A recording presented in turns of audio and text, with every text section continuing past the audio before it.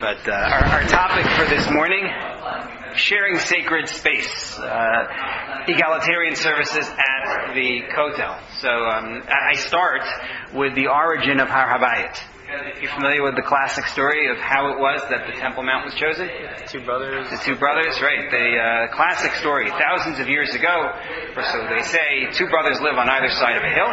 Right? You've heard this story, right? Two brothers live on either side of a hill. One brother is married, has a lot of kids. The other brother lives alone.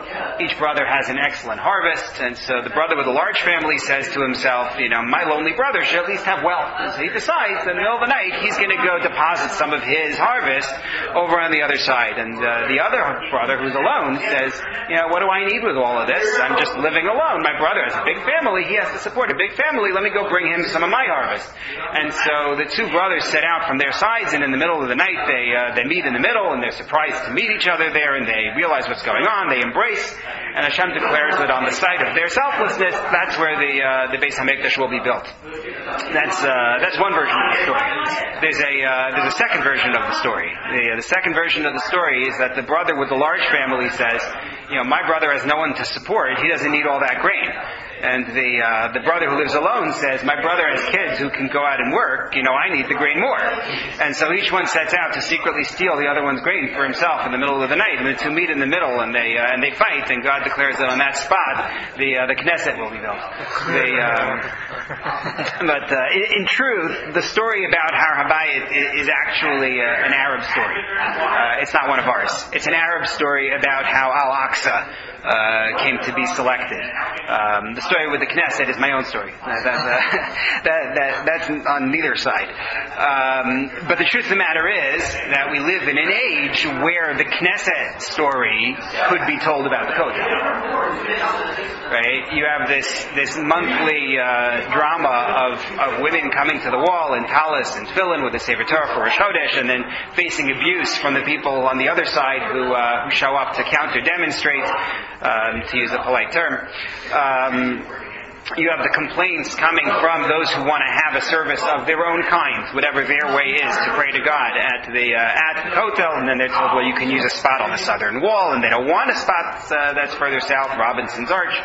And it's not just davening, right? You have menorah lightings, you have other ceremonies that go on in the Kotel Plaza. So in the beginning of 2017, the Supreme Court in Israel came up with a ruling. It's found in number 1 on your sheet, from the JTA article on it. Israel's Supreme Court has ruled in favor of women being allowed to read from the Torah in the women's section at the Western Wall, and declared that an egalitarian prayer area set aside at nearby Robinson's Arch does not constitute access to the holy site. Robinson's Arch is not good enough. In an interim injunction announced Wednesday, the court gave the wall's Orthodox administrators and state agencies 30 days to show cause why women cannot pray, quote, in accordance with their custom, or allow them to pray as they choose. Now, they obviously, if you count 30 days from then, you realize that expired a year ago, and it still hasn't happened, because after all, nothing is simple and nothing is straightforward, and there will be injunctions and arguments and fights back and forth, for the foreseeable future. But the question is, fundamentally, what is it that we want? What is it that we would like to see on that site? What should be happening? Now, for the sake of our discussion, I am going to stipulate that within traditional halacha, as I understand it, an egalitarian service is not acceptable. Okay? I haven't defined what egalitarian even means. Does it mean women leading the davening? Does it mean women getting aliyos? Does it mean them counting for a minyan? I'm not going there, because it's not the point. The point is, if there is a black box that contains a type of prayer service which halacha will not approve of, what do you do when a group shows up and says, that's what we want to do at the Kotel? How are we supposed to respond? And you can put in that black box whatever type of service you don't like. It doesn't make a difference. Follow? So we're not, just because we could have a whole shiur, we could have a series of shiur on egalitarian services, l'mineihem, all the different varieties, and that would be great, but it wouldn't come close to addressing the question of what do you do when some people want to have this kind of service, and others say, what do you mean? This is counter to halachah. The Kotel, in its origin, in the real story of how it is that we ended up with the Temple Mount, right? Obviously, I should mention the Kotel is not a wall of the Beis Hamikdash, right? That you're all familiar with. The Kotel is a retaining wall for the Temple Mount.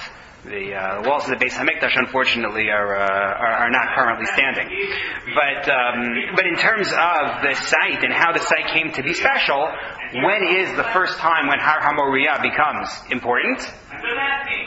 Akedas Yitzchak, right. That's where Avraham and Yitzchak performed this, remarkable is not the right word for it, but this outsized act of self-sacrifice. Yitzchak being willing to give up his life, Avraham being willing to give up everything he has ever hoped and dreamed for. Right? That's when the site becomes special. Then, generation later, Yaakov pledges on that spot we were taught, Kol asher titen li asera asvenu lach, everything that God gives me, I am going to tithe. This is a site that's supposed to be about selflessness. Right? Arab story notwithstanding. This is a site that's supposed to be about selflessness, about saying, I am not going to stand on what I want and what I think should be. I am willing to follow instead the command that I am given, and that's what creates the Kedusha. So what exactly is it that we are supposed to do here? How do we create that Kedusha? What exactly is it that halacha wants from us? So there are 3 different tacks that I'd like to take. David, you look perplexed.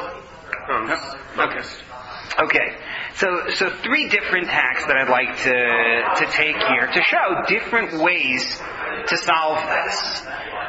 And they're all based on different ways to ask the question in the first place. Meaning, your answer for what to do with these services at the Kotel depends on how you frame the question.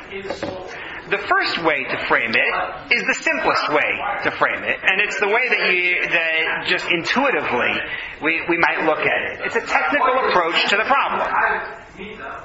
Essentially, it looks at it this way. From the perspective of traditionally observant Jews who are asking this question, I'm not a fan of the word Orthodox. I don't like the word Orthodox for a whole range of reasons that are beyond the scope of this year. So I'm just saying traditionally observant, which is much more clumsy, but that's the way it goes. From this perspective, we're not talking about how you run a country. We're not talking about it as a political issue. I have a traditionally observant shiur where Jews have been davening for ages. The site was built by traditional Jews. Traditional Jews sacrificed a great deal to protect it and to take care of it. And I'm not talking about since 1967. I'm talking about since forever. We longed for it. We davened in order to come back to it. We said, we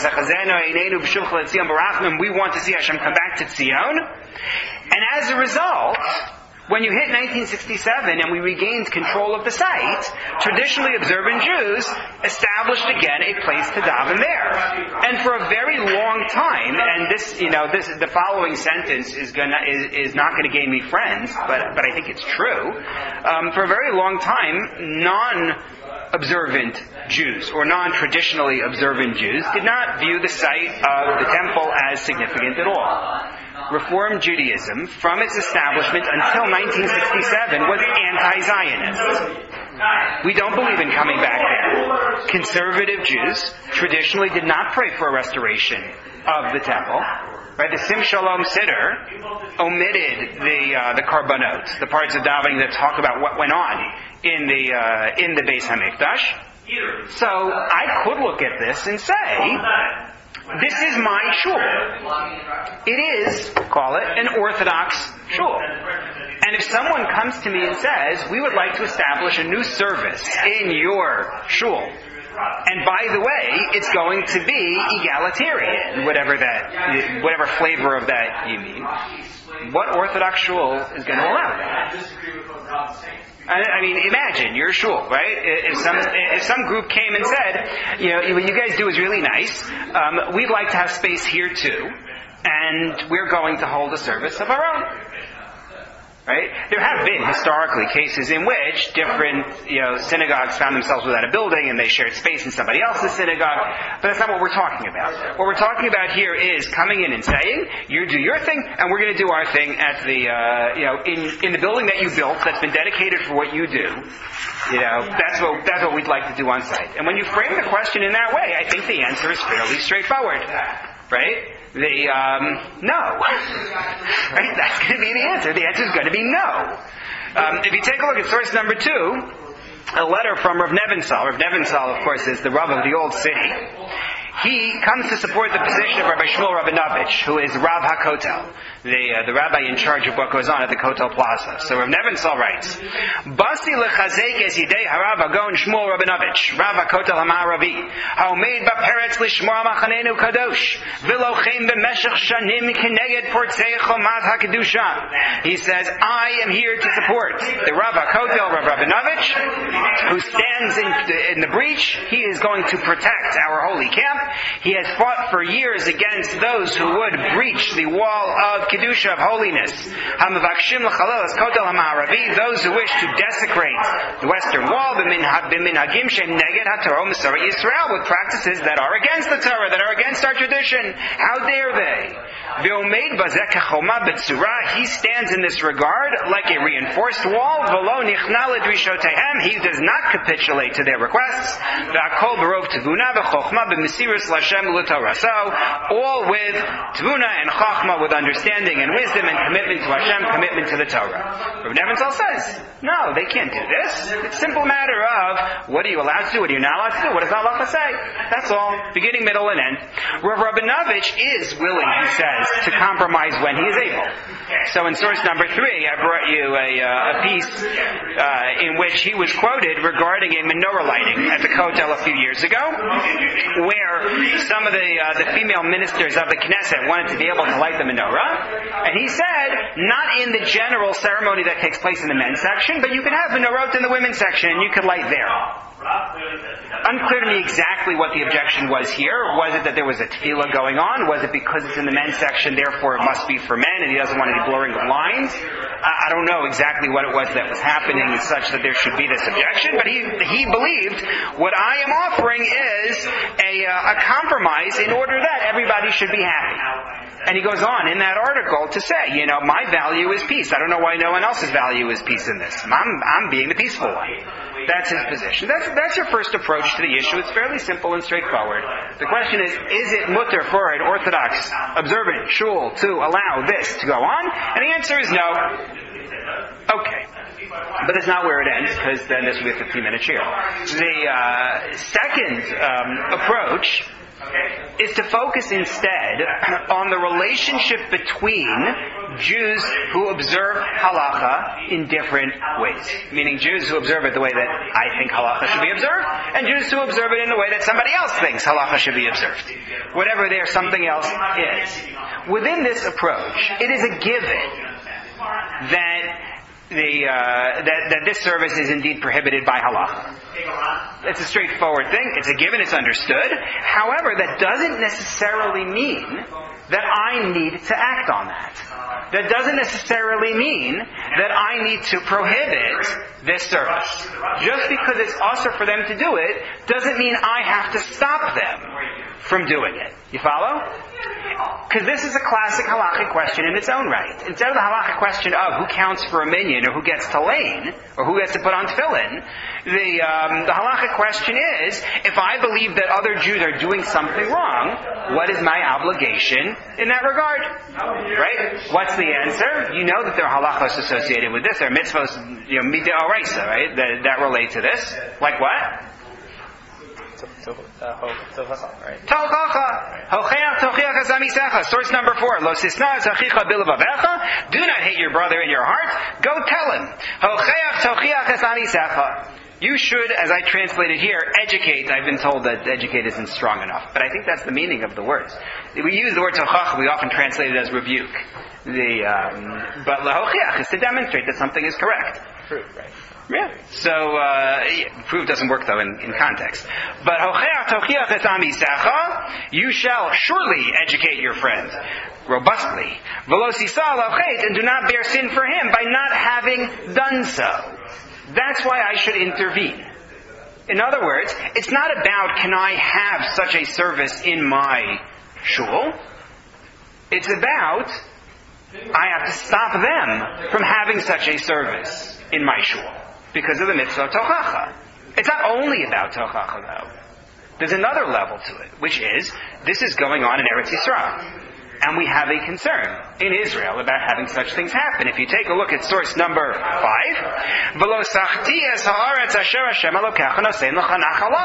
you shall not cause sin in this land. It is an offense to the land of Israel and leads to our being evicted from the land if we allow certain practices to go on. So it's not only the general mitzvah of tochacha, but it's also about making sure that chait does not take place, sin does not take place in Israel. So wouldn't this apply also in not only the Kotel, but the whole country and this non-traditional minions in general?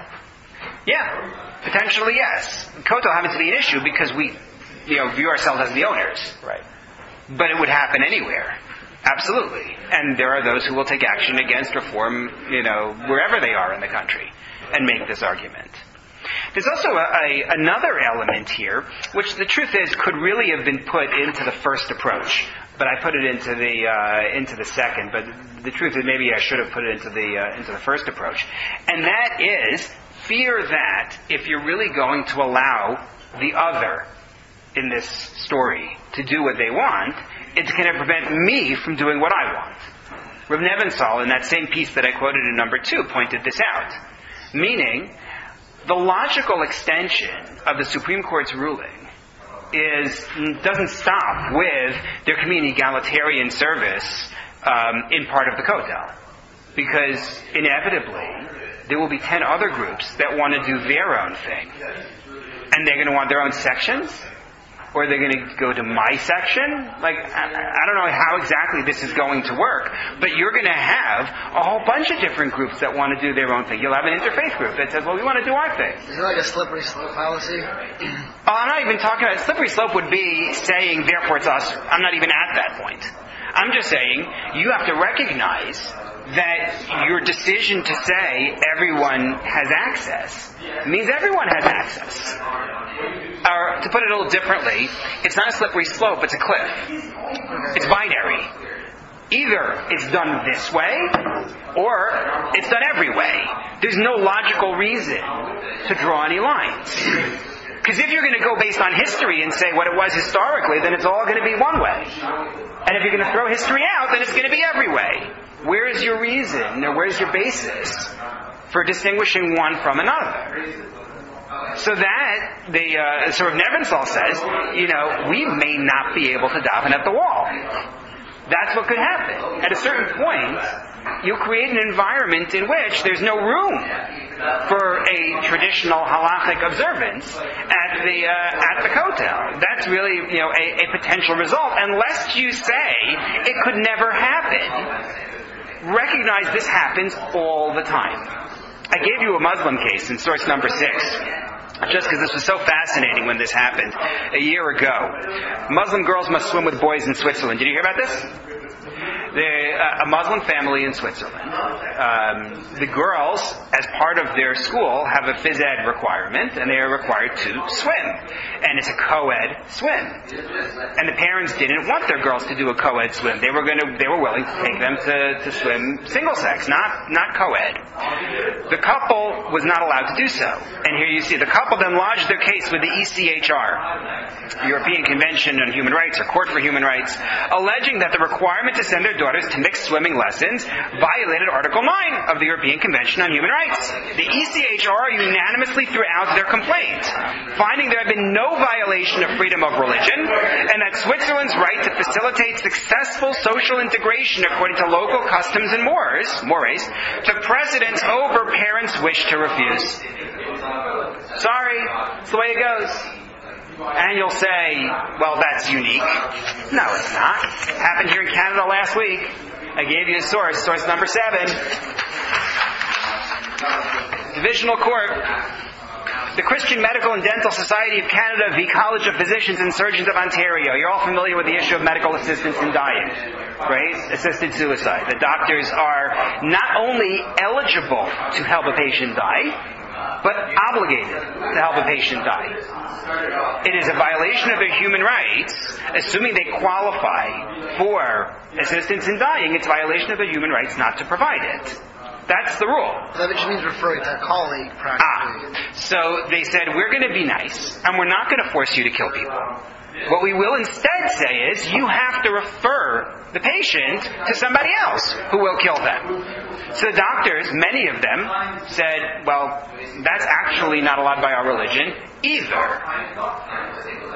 And the response of the court was very interesting. The Ontario Medical Association said, nah, your religion doesn't require that.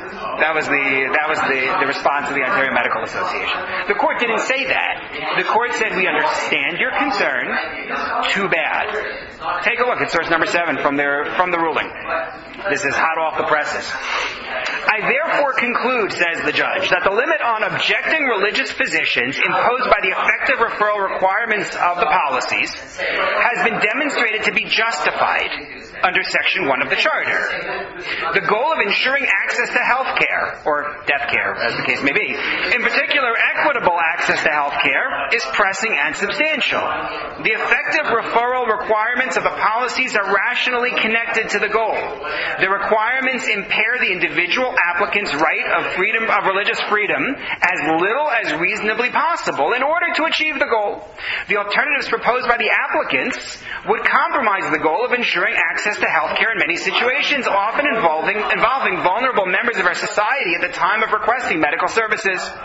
Finally, the requirements are proportionate in terms of effects. The positive effects associated with the effective referral requirements of the policies are significant, while the impact on the individual applicants, meaning those who don't want to do this, those who don't want to refer, while not trivial, does not extend to deprivation of the ability to practice medicine in Ontario, although it may require an accommodation on their part. Now, I am very sympathetic to people who actually want medical assistance in dying. Meaning, and knowing what the cases are, I feel terrible for people who are in that position. But what you're telling me now is, if you want to practice medicine, you're going to be required to do this referral, even if your religion says no. That's where things like this go. And there are numerous cases like this. I mean, there's a limit to how many people and how many groups I want to offend by bringing cases about this. But you know the case of the bakery in the U.S., right? Facing the lawsuits because they wouldn't provide a wedding cake for a same-sex couple. Right? Same issue. It's not about letting somebody do what they want. It's about those who oppose potentially being compelled to go along with it and be party in some way to it. Another one, in number 8, you're familiar with this business with the Canada Summer Jobs Program? Also working its way through the courts right now. There is a grant from the federal government that allows nonprofits to be able to offer summer jobs to people and to get a grant to help subsidize the summer jobs. Sorry? I did one of these couple of them. Okay. Well, starting this year, any organization that wants to qualify for this grant has to sign an affidavit that says that they approve of full access to abortion. It doesn't matter what the job is to do. It doesn't matter who they're employing. That's just a litmus test in order to qualify for this grant. It's right here. The concern arises out of the Canada Summer Jobs Program, which this year comes with a new attestation box that all applicants must check off before submitting. The wording of the attestation, which many still find confusing, seems to require a declaration that the applicant does not advocate an anti-abortion position. This article was when a whole bunch of religious groups got together to try to figure out what they could do. They tried to file an injunction to get this held off for a year while they appeal, because the deadline for it is the beginning of February, and the court said no. The court said they rejected the injunction. The case is still going to proceed through the courts, but they're out of luck this year. If you're not willing to check that box, then you can't qualify for the program. So this is a major concern, right? Going back again to how we're framing this question. This is our second approach. Our second approach is, it's not about whether I can allow such a service. The question fundamentally is the relationship between traditionally observant Jews and other Jews. And what's going to happen if I allow or don't allow. So far we have 3 reasons not to allow. Right? Reason number 1 is tochacha, rebuke. Reason number 2 is I have a general responsibility to guard what happens in the land, Kotel and beyond. And number 3 is what's going to happen to my ability to do what I think is important. However, once this relationship is the focus, I can also look at the broader picture than the immediate case at hand and ask whether there are things I can do to strengthen this relationship. And there's a variety of arguments in this regard that says that fundamentally it's about the relationship and about strengthening the relationship between these groups. Now I'm going to go from the most positive position to the most realistic position in looking at this. The first view is found in source number 9. Actually, I wonder why I put him first on the source sheet. I changed it in my notes. I changed it in my notes. All right, so scramble where we are on the source sheet. Look at number 11 first. I think I meant to move things around and I didn't do so. The Rabbi Mordechai Torczyner Egalitarian. He says, Eineni ma'amin klal uklal she'elaim bilti ma'aminim. In a case that he's dealing with, which is not the same as our discussion. But he says, the people who he is discussing, I don't believe at all that they are non-believers. He says, I think they are literally dyed, D-Y-E-D. Tzivua is hypocritical. I don't think that their hearts and their words are on the same page. He says, doesn't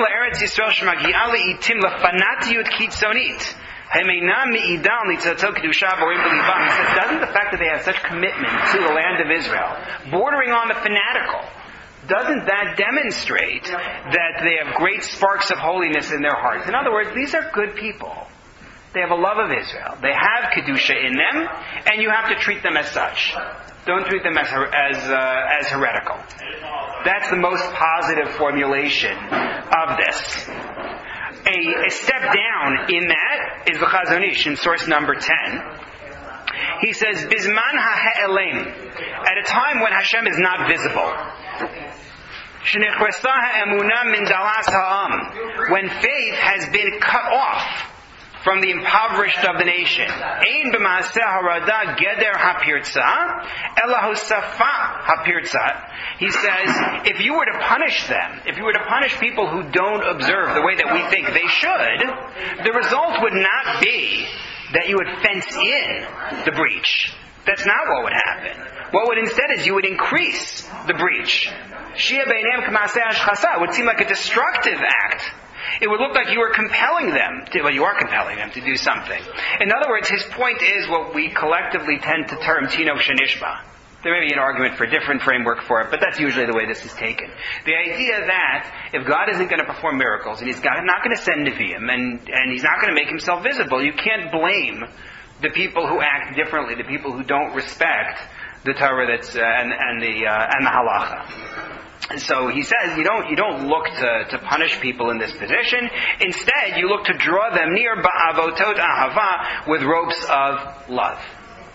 That's a second framework. Not as positive as Rav Amiel, who says, they're holy and kadosh in their hearts, but still, don't blame them for what they're doing. And therefore, maybe we should be looking for some element of compromise in this regard.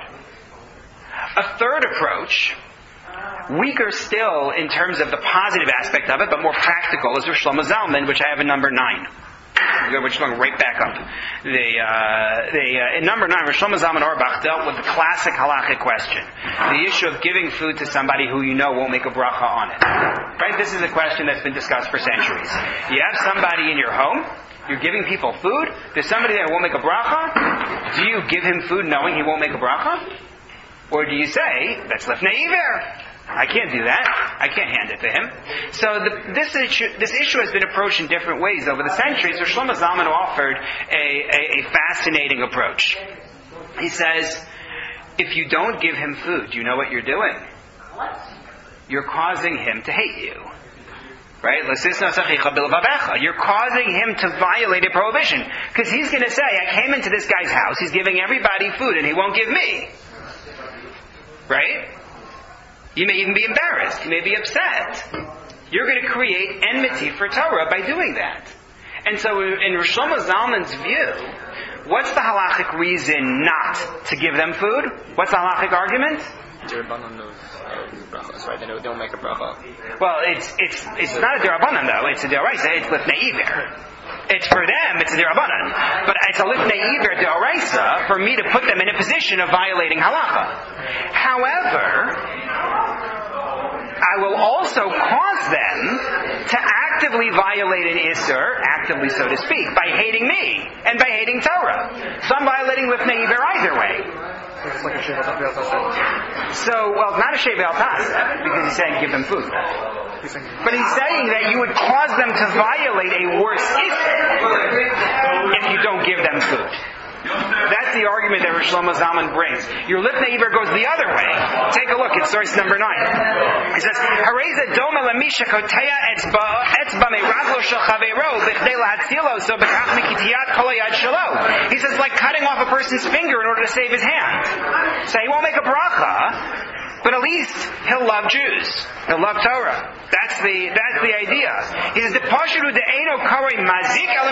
you're not called a vandal. You're not harming him. Just the opposite. You're helping him. It's a mitzvah that you're doing by preventing this mikshol, by preventing this stumbling block. So that's an argument, again, that can be brought to bear in our situation. If you block them from being able to daven at the Kotel, you cause greater enmity. But the best formulation, and certainly the most realistic that I've seen, is from Reb Chaim David HaLevi. You take a look at source number 12. Reb Chaim David HaLevi deals with the phenomenon known as religious legislation. Laws about buses running on Shabbos, laws about restaurants not serving chametz on Pesach, things like that. And it's a long quote, but I felt it was worthwhile, and that's why I brought it, despite its length. That, and I can cut and paste it. He says, "We have a strong desire to give our state a religious character, where the Torah of Israel will be its law, though none of us believe that we will succeed, at least not in this generation." He says this in the 1950s. "But does anybody think that we will achieve this by way of party tactics and parliamentary politics based on coalition promises having the nature of watch out for me and I will watch out for you, give me and I will give you? Obviously, this approach as well should not be totally rejected, but this is not the way of the Torah and it is not the way we will succeed. Even coalition promises a certain limits, and we will never be able to force our views and beliefs on the entire country by way of the law. We will certainly succeed in passing a larger number of laws that will guarantee the Jewish nature of the state, but will this suffice to guarantee their fulfillment? So he won't take the bus, he'll drive. Yeshkoach, what did you accomplish? He won't buy treif in the restaurant, he'll serve it in his own house. Like, what have you done? You haven't brought anybody to Torah. How can we impact upon beliefs and opinions with the help of statutes? Moreover, besides the nice impression that a religious law makes on the book of statutes, what is the concrete benefit as long as it is not implanted in the conscience and belief of the heart?" Read through the whole quote. It's worthwhile to read at some point. But in the interest of volume, I'm going to skip the rest here. But he doesn't like the idea. He says that you're not really accomplishing anything. And so that's a second approach here at the wall. If you're going to say, at the wall, you have to daven my way, number one, go back to Rav Amiel, you may be squelching people who have some kedusha in them. Taking the view of the Chazon Ish, you're harming people who may be separate from Torah as Tinok Shenishba. You may be violating lifnei iver when you think that you're fulfilling it. And for Chaim David HaLevi, you're not even accomplishing what you think you're accomplishing. So now they won't have an egalitarian service at the Kotel. So they can do the egalitarian service somewhere else. And therefore what? What have you accomplished? So that's a second school of thought. You follow? The service is asur, but it doesn't mean that I'm serving halacha by banning it. Third approach takes an entirely different perspective. This approach again assumes that the egalitarian service is prohibited. But it asks whether a Jewish state has other goals to consider when it comes to legislating religion. And we know the state has other concerns. Right? Concern number one is survival. Rabbi Yitzchak Halevi Herzog, the second chief rabbi, in source number 13, asks the question regarding not Jews and Jews, but Jews and non-Jews. The Torah talks about not having avodah zarah in the land. So tell me something. How many churches are there in Yerushalayim? Right? Leave aside the question of what Islam is. But how many churches do you have in the land? How are you not going to war to prevent all the churches from being in the land? So there are a variety of arguments in this regard. I'm not litigating that question right now. Rabbi Yitzchak Halevi Herzog in source number 13 says, good luck. Writing in the 50s, take a look at source number 13. The article in Tchumen is after he dealt with this. He dealt with this in the 50s, but the article in Tchumen is in the 70s when it's published. He says, Ma aleinu lasos. He says, what exactly are you proposing that we do? Lahagid la'umot ein anachnu yecholim lekabel atznai hazeh. To say to the nations, we cannot accept this condition that there should be churches in our land. Mipnei shetorasenu hakdosha useres hamemshala yehudit lahatira yeshiva be'artzenu l'notzum mikol sheken l'avdei elilin. To say our sacred Torah prohibits a Jewish government from allowing Christians to live in our land, from allowing idolaters to live in our land. V'nosaf al zozi oseres aleinu hashos pulchanam be'artzenu, and the Torah prohibits us from allowing their worship in our land, and it won't allow us to have them buy land. He says, Dumani shelo yimatzei rav b'Yisrael bal moach u'bal seichel yashar sheyispor she'aleinu la'ashiv kach. He says, you're not going to find a rabbi in Israel with a brain in his head who thinks that that's a good idea. To think that that's what the Torah is obligating us to do. And afilu imnaniach shebekableinu as hamedina b'tnai anal ta'avor memshala yehudita ve'rak shetikayem im atznai. And he says, even if you believe that we're breaking halacha by allowing this, gam az hayisi omer shaver nitches b'nei pikuach nefesh shel Yisrael. I would still say violate it, because otherwise we won't survive. So his position is survival of the state is a great value. Now, I'm not saying that that's the same as what's going on at the Kotel. I'm not saying the state won't survive or Jewish people will die as a result of this, but I'm showing you the acceptance of a meta value in the name of the existence of the state. That's the idea. And the same position could be taken, not only in terms of that value, but in terms of the value of having a unified Medina, a state in which everybody is going to get along on some level. Take a look at source number 14. Rav Avram Yitzchak Kook, because you can't address this topic without mentioning Rav Kook. He says, Ein kates lara'ot hagashmiyot v'aruchaniyot shel hitparduto malach halakim. There is no end to the material and spiritual ills involved when you split the nation into segments. Af al pi sheperud gamur ka'oleh aleva menatchim b'achzariyut iyafsharu v'hayo lo yihyeh. He says, granted that, it'll never happen anyway. It's impossible to divide the Jewish people. But his point is, you can't separate us. You can't split us into segments. Now, what I did not say is the following. If we're not supposed to divide into segments, what are your choices? Right. You have two choices. Either say, everybody does what they want, or say, no, it's all going to be the way we've been doing it all along. Rav Goren took the latter view, not regarding the Kotel, but regarding the IDF. Rav Shlomo Goren took the opposite view in source number 15. This goes back to the early days of the state, and there's a debate going on. When you have religious soldiers serving in the IDF, should you have separate units for them, or should everybody serve together in one big mishmash? The religious parties said, religious units, let them be apart, they'll do their thing, they'll have kosher food, they'll have different duties on Shabbos, and everybody else will do whatever they want to do.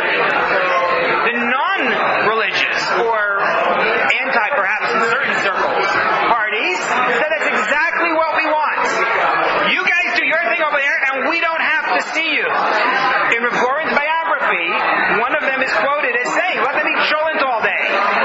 We don't want to see them, we don't want to know from them, they'll have their shuls, and they'll have their davening, and they'll have their food, and that's their business. And Rav Goren said no. He said, that's a mistake.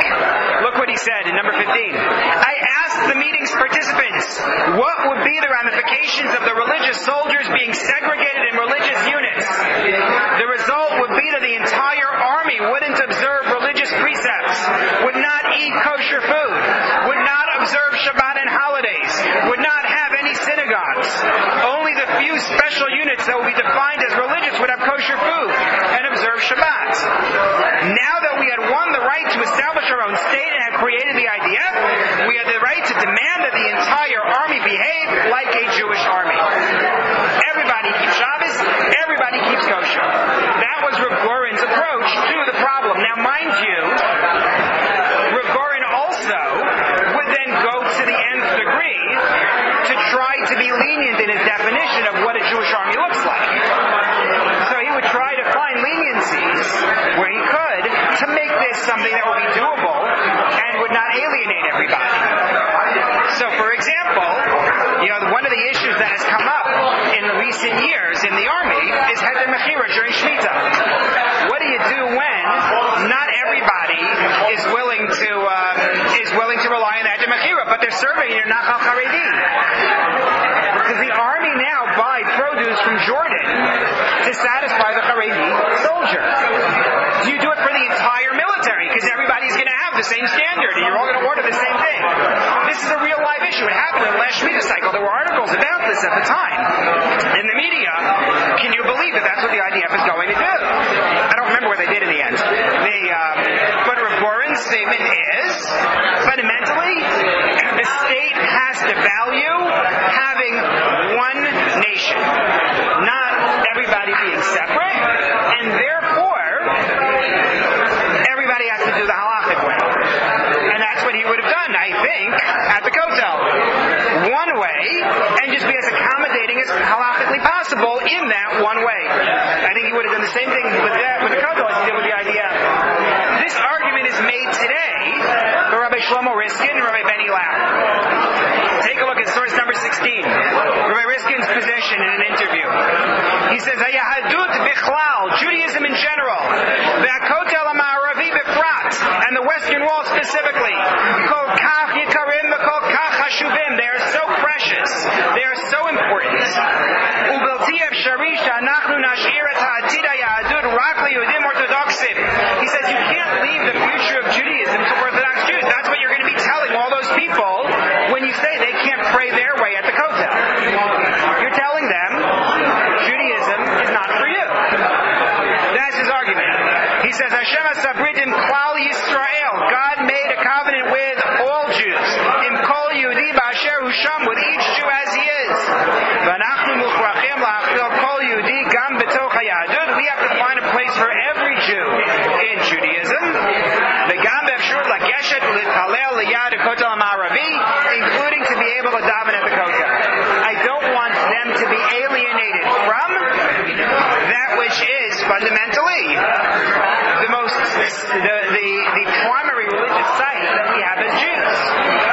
Take a look at number 17, please. Rabbi Lau, Rav of the Ramban Shul. He says, Lo k'day l'nasodu l'hashiv et ha'kfitz l'mekomo. You can't press the spring back in. Meaning the spring being this division of Jews into all their different groups. Zelo yitzlach, zelo yoil. It ain't gonna work. K'day l'hafik l'kachim l'hemshech haderech haruka. He says what we should do is draw lessons from this incident, this whole business, because this is a long road ahead.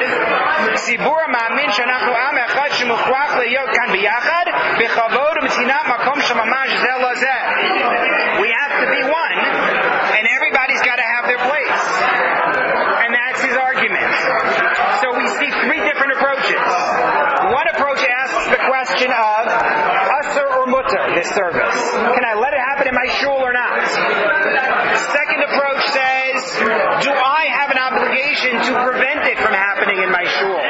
Or do I have an obligation to try to unify everybody, not unify. Unity is really the third point, but a duty to try to bring them close, to see value in what they do, not to drive them off. And then the third approach is to say, you know what? It may be wrong. It may even be lifnei iver. It may be a violation of tochacha, but maybe there's a more important value in making sure that they have access to the wall, in making sure that we are one nation, or not. Or the value of unity is make them do it my way and just be as accommodating as possible within my way, but make sure that we will be one. All these different ways that you can address the problem. Last note on this. This is a classic Dvar Torah. You've probably heard it before from Rav Soloveitchik. There are two principal mountains within Judaism, and I don't mean Har Gerizim, Har Ebal. There are two principal mountains within Judaism. What are they? Har Sinai and Har Moriah, side of the Beis Hamikdash. After Matan Torah, what is the status of Har Sinai? Nothing. The shofar blows, everybody can climb up the mountain, and now we don't even know where it is.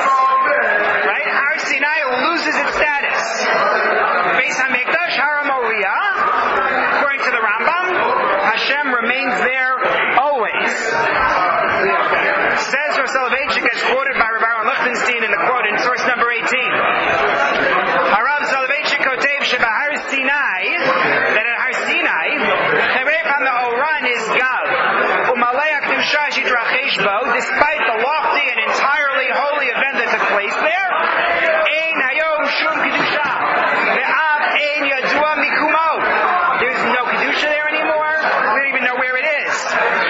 Whereas the Beis Hamikdash, that remains holy. Why? End of the quote. Bo nisaha adam litkarev lakadosh baruch hu v'lo lehefech. Because that's where we tried to get close to God. We invested it with kedusha. We were the ones who said, let us sacrifice there. Going back to Abraham and Yitzchak, going back to Yaakov. We were the ones who invested that site with its holiness, and that's why it remains. And so whichever approach we're going to take to what to do at the Kotel, it has to come with that as its starting point. The starting point is, how can I invest it with kedusha? Whichever way I look at it, whether I'm taking the first approach, what is the halachic status of this minyan in my shul? The second approach of what's my duty to other Jews who want to do that? Or the third approach, what am I doing here globally, my meta values as a state? Fundamentally, it all has to be driven by the desire to invest in the Kotel and all Israel, really, with a kedusha